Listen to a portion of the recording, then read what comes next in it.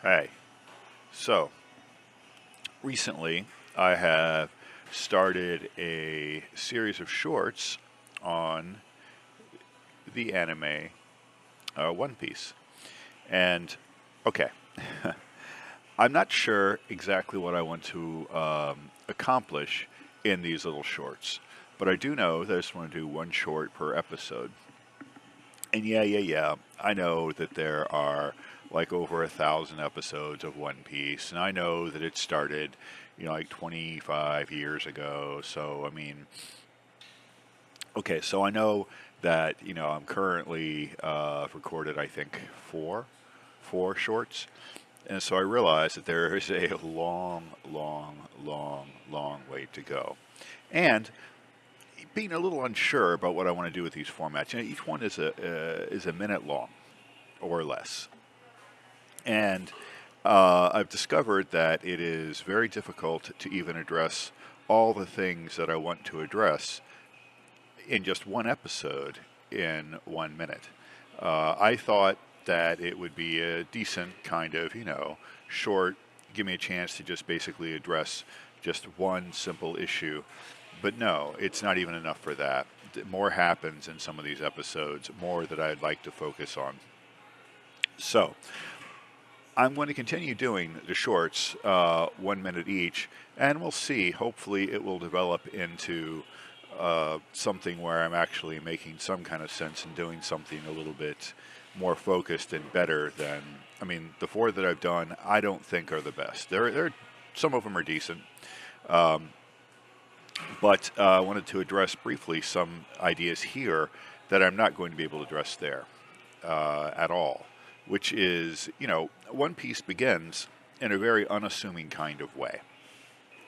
Yeah, you know from the beginning that it's going to be a slightly bigger story than what you see in that first episode, but you don't really have any sense of its true epic scope. Um, and it's not even completely clear as it begins if the series itself was aware of its own epic scope. Now, it kind of had to have been because the manga itself that it's based on precedes it by at least a while. I'm not completely sure, but the manga precedes it. And over time, this first little bit has been known as East Blue. And okay, so One Piece takes place in some kind of a fictional environment, which is apparently made up of a lot of islands or at least coastal towns on the same stretch of mainland in some places, but definitely a lot of islands. And it's also made up of a universe in which there is what's called the quote golden age of piracy. Now, one thing that One Piece kind of plays with a little bit is what does it mean to be a pirate? Okay, when it begins, the main characters like Luffy and some of the other characters introduced pretty early on, they seem to almost see pirates as almost a childhood kind of playing adventure. But there are other characters who clearly see pirates as bloodthirsty, who see pirates as rapacious. And so there is a kind of, is there a code of what it means to be a pirate? Well, Luffy, as we will see as of episode 4, got a lot of his understanding of what it means to be a pirate from Red Shanks. And Red Shanks has a very kind of moralistic kind of pirating. Yeah, he, at one point, when he's accused of not playing fair, he says, "Who do you think you're talking to? We're pirates." So, yeah, he does have that sense that pirates don't play by the rules. But he also has this kind of, I will protect my friends, it's all about community and things of that nature. In fact, the song that accompanies One Piece, the theme song, talks about being friends, and it's about on friends going on this grand adventure.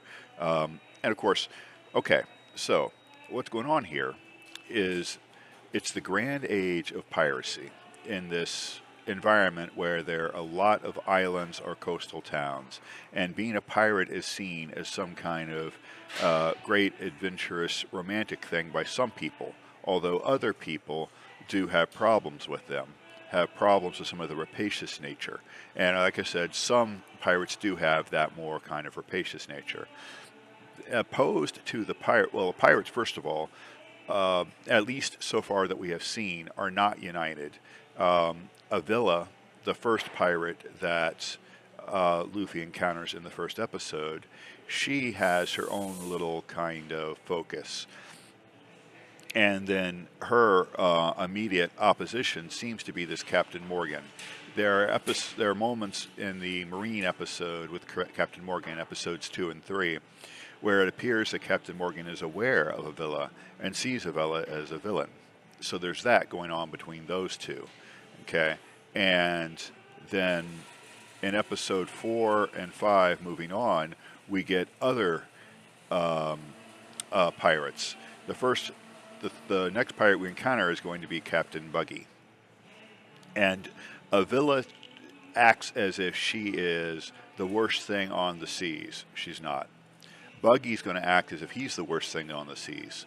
He's not. Captain Morgan's going to act like he is the worst there is in terms of being a Marine. He's not. So there's a lot of kind of egocentrism of these characters who think that, their little will to power, their little moment is the moment. And of course, the character par excellence, that has this is Luffy himself. He says he's going to be king of the pirates, and this comes across as ridiculous to some of the other characters around, as little kids saying they want to be an astronaut or that kind of thing. It's not clear how old Luffy is, but he is young. He is, I think, referred to as a boy in some cases. He's not a child, because we saw him in episode 4 as a child, as we hear his background with Red Shanks when he actually, in fact, eats the devil fruit that gives him his rubber man power. And this, of course, he doesn't do it on purpose. It's an accident. And the next person that we see eat a devil's fruit will be Buggy. And Buggy also, as it turns out, did it by accident. And as it turns out, also did it in part because of Red Shanks. So there's a weird connection, which I'm assuming will come back in later. So just I have watched more than just 4 episodes of One Piece. I watched roughly the first 80 to 90 episodes, I believe. I've seen the first 30 episodes 4 or 5 times. So I'm not unfamiliar with this beginning arc of the story. And so Luffy wants to be king of the pirates. And what that means is not only to be the most powerful pirate, but also to take possession of the One Piece. Now, what is the One Piece? Well, there is this previous pirate called Red something, and Red, what's his name? Let's see. Red what?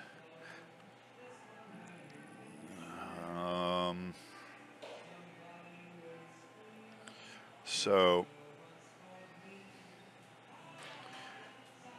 yeah, I don't have that information right here, but to become king of the pirates is to get hold of the One Piece, which is all the treasure all this world had to offer, that this pirate has stashed somewhere, and he stashed it somewhere on the Grand Line.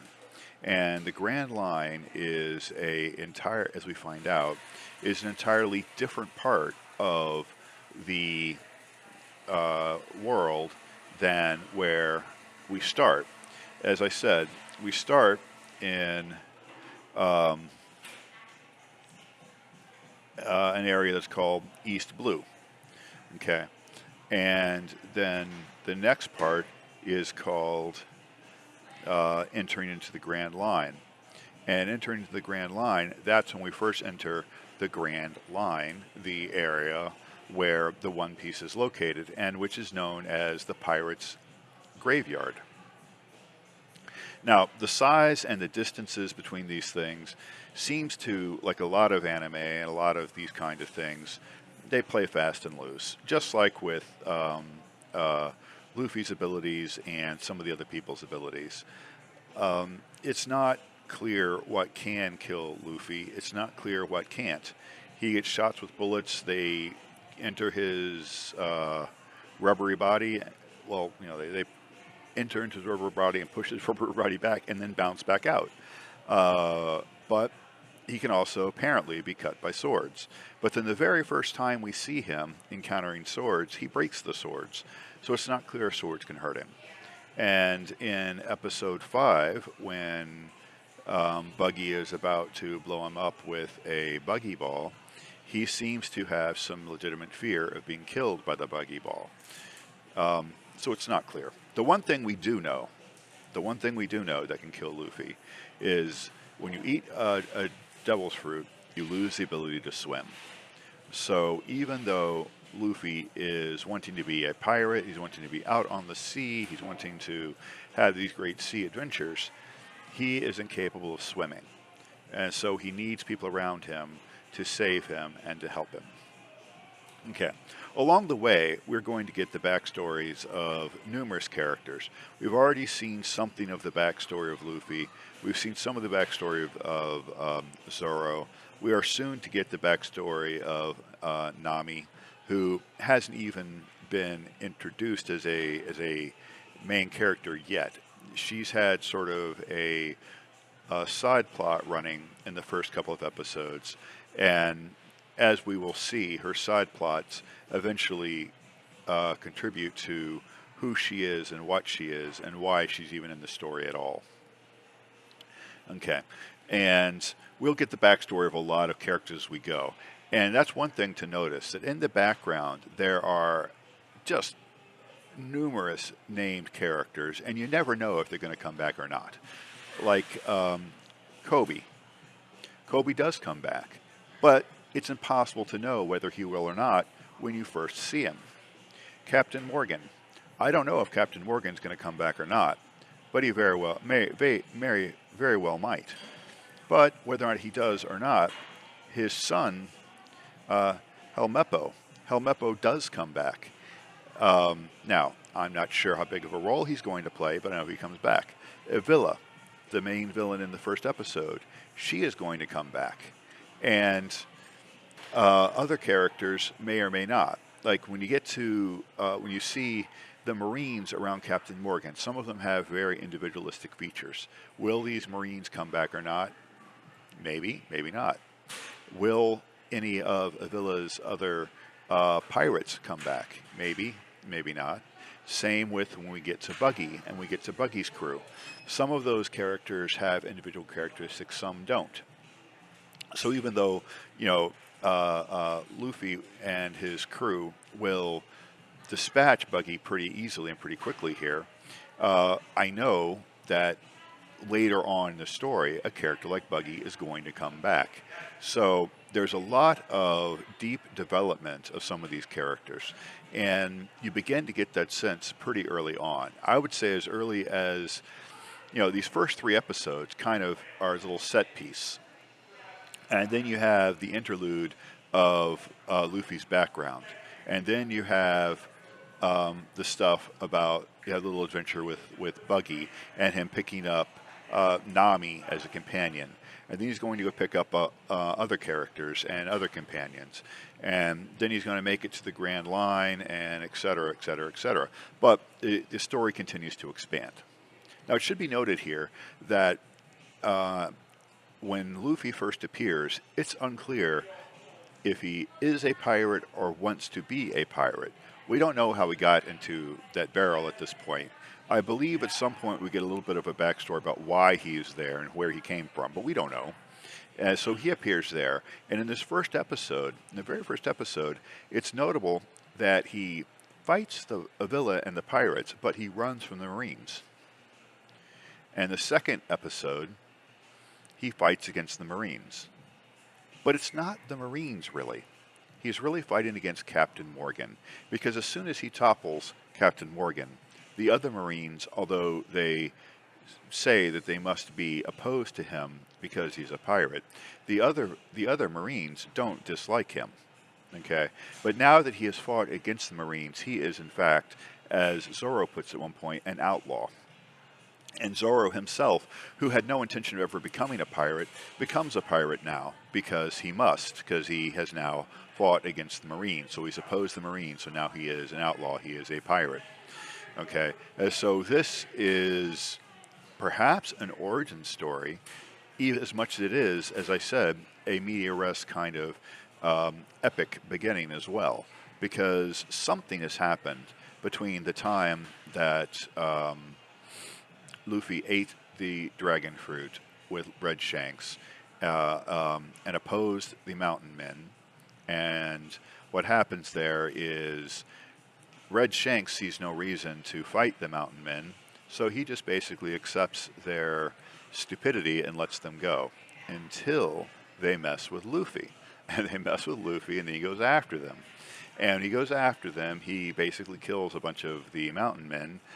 And the main mountain man takes Luffy out into the sea and throws him into the sea. Now remember, Luffy's eaten the dragon fruit. Luffy can't swim.